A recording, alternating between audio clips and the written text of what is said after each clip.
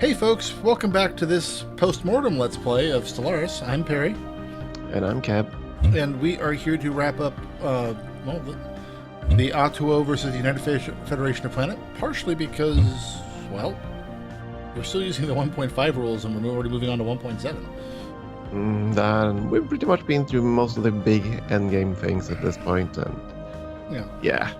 We had originally talked about finishing up the Ascension perks, but again, that can be done at any time. We've learned a lot since we started playing this, and the rules again have changed quite a bit since we started playing this. So its germaneness to how the game is now is not as relevant. And yeah, at this point we're in the mopping up stage, so it's pretty much. And I'm definitely trying to learn how to play a hive mind is kind of interesting. I'm very glad of how it simplifies so many mechanics, but that swings both ways. So yeah, influence is really tough to get as a hive mind. Then again, you don't need it nearly as much.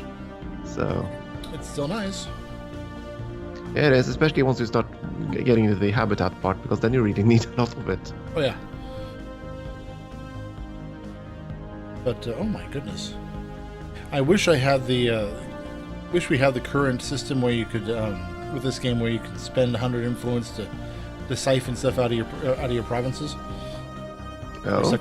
Well, one of my sectors here has 20,000 energy and 27,000 minerals. I wouldn't mind. 27,000 minerals. Yes. What does the AI want to build? It only does it have anything? It's only got one building it's building right now. It's goodness. It's an incredibly wealthy sector.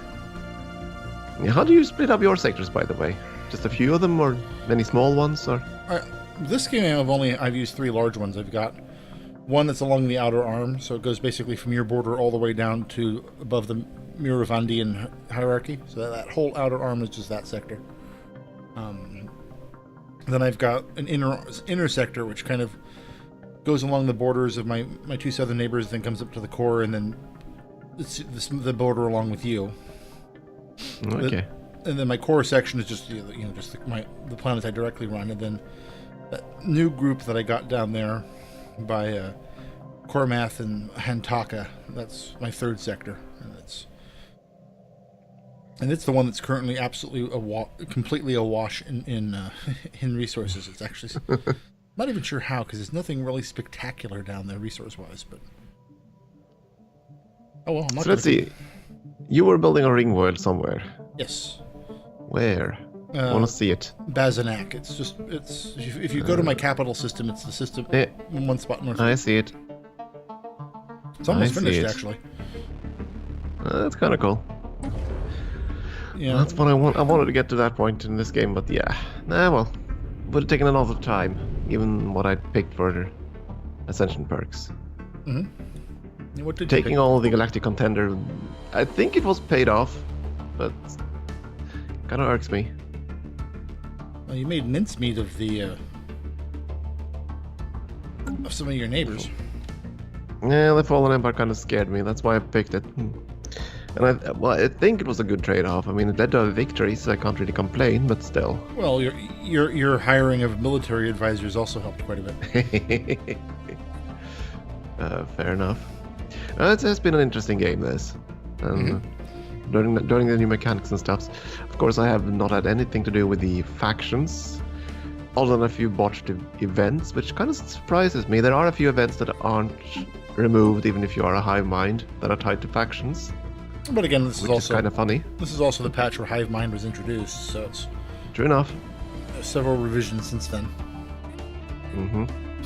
So yeah, a lot of the things you will see if you've watched through this too are no longer representative completely of what's in the game, which is another reason for us to wrap this up and move on.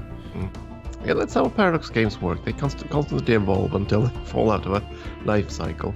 Yeah. Even, they even upgraded Victoria 2 around Christmas this year, I think. Oh, I missed that. It was, as far as I know, it was just a beta patch they had out in beta for a year or so, bug fixes. And that's part of the fun of playing a Paradox game, is that you go into the game, you invest hundreds of hours learning how it works, and then you make a lot of progress, and then they patch it, so you have to relearn the whole thing again. It's like you're constantly getting a brand new game without having to spend the money. Well, DLCs. Until the then the DLCs come out and you have to spend the money. God, I did think I did the math of like Crusader Kings 2 and EU4, and it's like, I could have made the down payment on a rather nice car between those two games. There is a big discussion about that actually on the forums these days. How actually that surfaces every so often how they can fix their DLC model. Because if you just started playing the game and if you want to buy all the DLCs, that's going to be quite expensive. Well, and that's the problem. If you follow the games from the beginning, the DLC model is perfectly fine. It's just, 15 here, 12 here, 15 over. But if you're just coming into the game, it's just such a hurdle, and they should be doing like bundled packs where it's like, here's the first 2 years of CK2's DLC for like $50 or 60. They've already. They do these drives. They lessen the cost, of course, but still. Yeah, but they should bundle it or season pass it or something like that, and it's like whatever. I honestly think that you should just go with the planned obsolescence, so that as you say, merge the packs with a base game, and that would also allow them to finally just remove certain features they've introduced that they're unhappy with. Yeah. And that's one of the reasons why they can't fix certain... the estates, for example, they can't fix it, because if they do, they feel like they rob people that bought that DLC. That sort of thing. That's at least what the argument I think they had on the Paradox Con. Oh, the estates from the EU4? Yeah. Yeah, they're... Things like that. They don't add anything, which is a shame. It's a shame, because it's an interesting concept, but... It should actually be more passive, where the estates themselves shift the control of various provinces, and then you have to react to it. As opposed to, all right, you guys are angry, here, have a province. All right, you guys are...